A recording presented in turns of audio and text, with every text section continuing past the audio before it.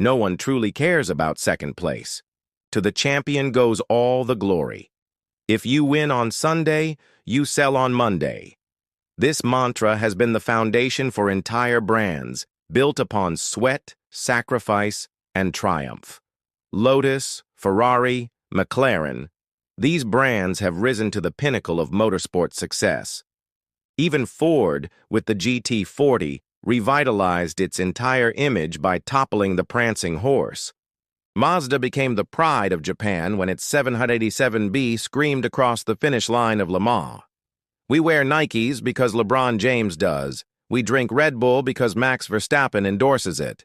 And back in the 1990s, we bought the Nissan Skyline GT-R because it didn't lose. Today, the R32 GT-R is a balanced, fun, and capable sports car, understated and full of potential. But in the 1990s, it was unstoppable.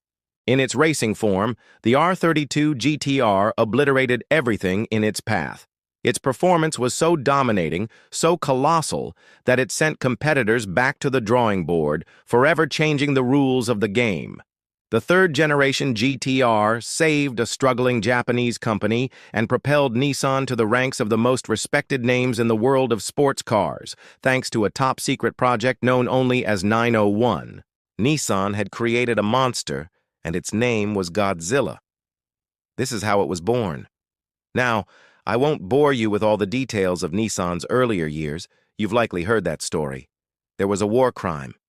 There was a merger. Then came the Skylines. The GTRs followed, and then nothing. For a while. But today, our story begins in 1984, a pivotal year. Nissan was struggling. They couldn't sell cars and they couldn't win races. The Nissan Z had become bloated and uninspiring. The Skyline wasn't worthy of the GT-R badge anymore. The gas crisis of the 1970s had taken a toll on Nissan, and not for the better. Then, enter Yutaka Kume, who took over as president of Nissan Motors in 1985. Kume had a vision. He wasn't going to cut costs and play it safe. Instead, he directed his team to remember the customers and stop making boring, boxy cars. He planned to lead Nissan with what he called the spirit of hunger. Most companies in a similar situation would have gone the easy route, cutting costs, building mass-market cars, and getting out of racing. But Kume was different. He believed that for Nissan to truly succeed, they needed to raise their reputation on the world stage. He wasn't interested in playing it safe. He was determined to build a legacy. The path he chose was bold, and it required courage.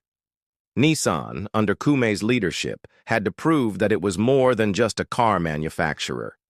It had to prove that it could stand tall with the best of the best in the automotive world. And there was no better way to do that than to win. Kume and Nissan formed the 901 movement, a company-wide initiative with the ambitious goal of making Nissan the top performance brand in the world by 1990.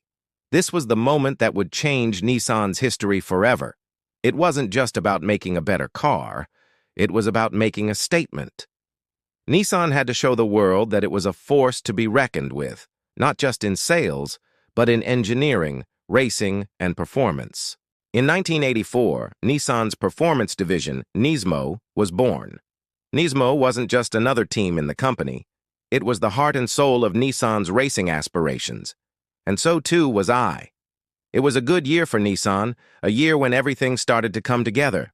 Yasuharu Namba, a seasoned veteran of Nissan's racing programs, was appointed to lead Nismo. Namba wasn't new to the world of racing. He had been testing and driving Nissan's race cars since 1958. He knew exactly what was needed to make Nissan a contender in the global racing arena. Under Namba's guidance, Nismo entered touring car racing in 1985 with a serious intent to win. Their target was the All-Japan Touring Car Championship. Despite the name, the championship wasn't limited to Japan. It was a global competition held in Japan, attracting the best manufacturers from around the world. Competitors included giants like Ford, BMW, Ferrari, and Porsche. For a while, Nissan had been Japan's best, dominating the series with the C10 GT-R back in the 1960s. The 1970s had seen fierce competition from Porsche, BMW, and Ferrari, But Nissan had held its own, consistently proving that it could compete at the highest level. But now, in 1985, Group A racing had arrived, bringing a whole new set of challenges. Group A cars had to adhere to strict regulations, which meant they had to closely resemble the cars available to consumers. This was a challenge for Nissan because they knew that winning in this new class would not only showcase their engineering but also serve as a powerful marketing tool. If they could build a car that performed well in Group A, it would sell in droves. Winning would be their ticket to transforming Nissan from a struggling brand into a global powerhouse. However, the problem for Nissan was that the GT-R name had become a distant memory. The DR30 Skyline, which had been successful in the Group 5 racing series, was now underperforming in Group A. This was Nissan's first big hurdle. The GT-R badge had lost its luster. To compete in Group A, they would need something entirely new, something that would turn the tide in their favor. In 1986, Nissan debuted the R31 Skyline, the first to feature the RB-powered engine. The R31 wasn't a revolutionary design, it was boxy and uninspiring, and today it's largely forgotten. Yet it did win its first race in the JTCC, and thanks to some quirky scoring rules, it went on to claim the championship in 1986. This was a small victory for Nissan, but it wasn't enough. As the years passed, the competition intensified. The release of the E30 BMW M3 was a game-changer, and Ford brought the Sierra to the race. The podiums of the Japanese championship began to be dominated by foreign manufacturers. Nissan had realized that their grasp on the top spot was slipping. Japan, once a dominant force in its own championship, was now being overtaken by international manufacturers. If Nissan wanted to keep pace and continue to be the leader in the racing world, they needed a new car, a car that could compete with the best of the best and carry the GT-R name back to its former glory. This is when the 901 movement had to show the world what Nissan was capable of. Nissan wasn't just going to build another car, it was going to build a car that would redefine what was possible. The mission was clear: create a car that would dominate Group A and the world's racing stages. To do that, Nissan knew they had to push the boundaries of technology and innovation. Thanks to the efforts of the 901 project and Kumei's visionary leadership, mid-80s Nissan had become a technology powerhouse. They weren't just thinking about winning races, they were thinking about the future.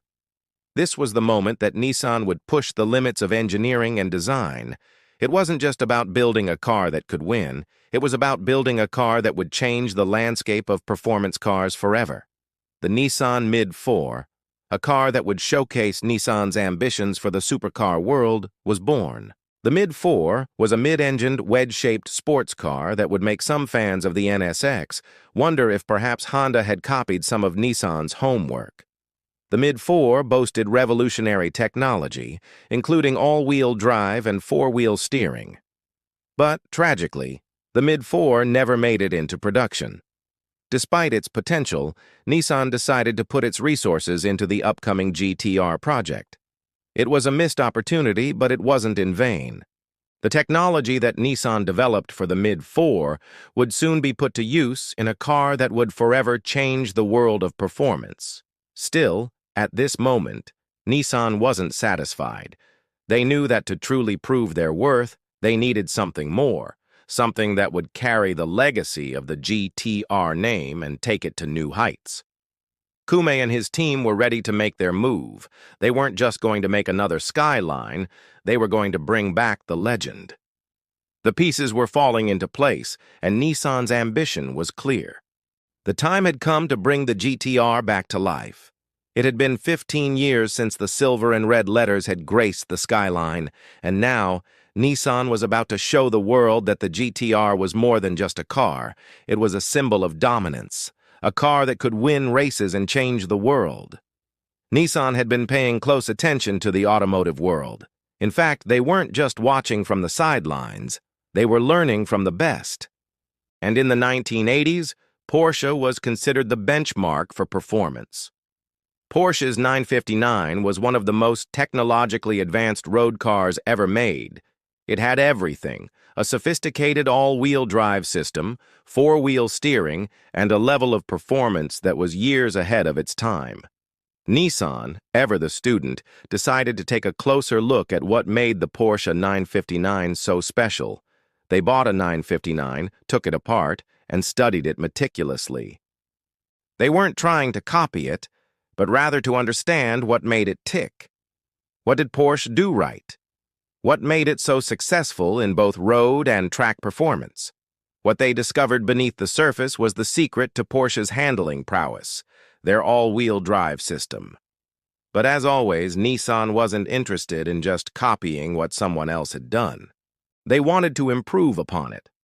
The engineers at Nissan realized that while Porsche's system was effective, it had a flaw. The 959 sent power to the front wheels all the time, which caused a bit too much understeer for their liking. Nissan, ever the innovators, decided to tweak the system to create something even better. They came up with a solution that would allow their all-wheel drive system to send power to the front wheels only when the rear wheels lost traction. This clever system would engage the front wheels only when needed, distributing power in a way that would optimize handling and grip. It would be dynamic, adapting in real time to the needs of the car. The result? A system that provided supreme power delivery to the rear wheels, giving the car more oversteer, better driving behavior through corners, and ultimately an unparalleled grip on any surface. This new system, which would go on to be known as a TISA, would become one of the key features that set the R32 GT-R apart from anything else on the market. It wasn't just about raw power or straight-line speed. It was about creating a car that handled better, cornered faster, and could put its power to the road more effectively than anything else. But even with this innovative system in place, Nissan knew they needed something more. The GT-R wasn't just going to be a technological marvel, it had to be a car that could dominate on the racetrack. Nissan was determined to build a car that would not only compete but destroy the competition. They had the vision, the technology, and now it was time to make it all come together. In 1990, after years of preparation, the R32 GT-R was finally ready. It was a machine unlike anything the world had seen before. The design was simple, yet functional. Aerodynamically refined and made with aluminum panels to meet the weight restrictions of Group A, the R32 GT-R looked modest on the outside. There was no flashy body kit, no wild decals, just a clean, understated design. The only signs of its performance capabilities were the small wing and a couple of strategically placed ducts. But beneath that unassuming exterior lay something truly extraordinary. The R32 GT-R's power plant, the RB26DETT, was a 2.6-liter twin-turbo inline-six that churned out 320 horsepower from the factory. While that number might not sound like much by today's standards, remember that this was 1990. 320 horsepower was more than enough to make the GT-R a force to be reckoned with. On the racetrack, however, the story was different. The R32 GT-R's engine could easily be tuned to produce 600 or 800 horsepower, a level of performance that made it nearly unstoppable. But raw power alone wasn't going to win races. What made the R32 GT-R truly special was its handling. The combination of the RB26 engine and the ATISA system allowed the car to lay down power in a way that no other car could. It could carve through corners with ease, applying just the right amount of power at the right time. Whether on a tight circuit or a high-speed straight, the GT-R felt like it was glued to the road, effortlessly pulling ahead of its competitors. The result? The R32 GT-R didn't just compete, it obliterated the competition. In 1990, the GT-R rolled up to the starting line for the first time in Group A racing, and from that moment on, it became a legend. For years, in every race it entered, the GT-R crossed the finish line first. Its competitors? They rarely saw the front of the car. The GT-R dominated. It wasn't just winning races, it was making history. The taillights. In sports, rarely are their performances so dominant that they become legendary. And when they happen, they make history. Players like Gretzky, Ali, and Jordan come to mind. These athletes in their respective sports were not just good, they were untouchable. But unlike those sports legends, the R32 GT-R didn't suffer losses. It didn't falter. For years in Group A racing, every time the GT-R crossed the finish line, it was in first place. And often, it wasn't just winning, it was sweeping the entire podium, filling the top spots and leaving its competitors in the dust. But it wasn't just Japan that witnessed this dominance. The R32 GT-R went on to make its mark in international racing, setting a Nürburgring lap record of 8 minutes and 22 seconds. At the time, it was the fastest production car on the planet, and it wasn't done yet. In Australia, the GT-R would earn its iconic nickname, Godzilla. It arrived on the shores of Australia in the early 1990s and immediately began to dominate the competition. Its competitors, including the Ford Sierra, which was considered one of the most powerful cars in Australia at the time, couldn't keep up. The GT-R's all-wheel drive system, combined with its superior handling and grip, made it virtually unbeatable. It cornered like no other car, effortlessly pulling away from the competition as soon as it hit the turns. The Australian press, in awe of its power and speed, dubbed it Godzilla, a name that would become synonymous with power, dominance, and untouchable performance. The nickname stuck, and the legend of Godzilla was born. The Australians were so impressed by the GT-R's dominance that they demanded it be banned from competition. Its performance was so superior that it threatened to render all other cars irrelevant. In fact, the success of the R32 GT-R led directly to the creation of the Australian V8 Supercars series, which was designed to level the playing field and give other manufacturers a chance to compete. But even with this dominance, Nissan knew they had a monster on their hands. The R32 GT-R was a game-changer, not just in Japan, but around the world. Nissan had done exactly what they set out to do. They had created a car that would win on Sunday and sell on Monday, and sell it did.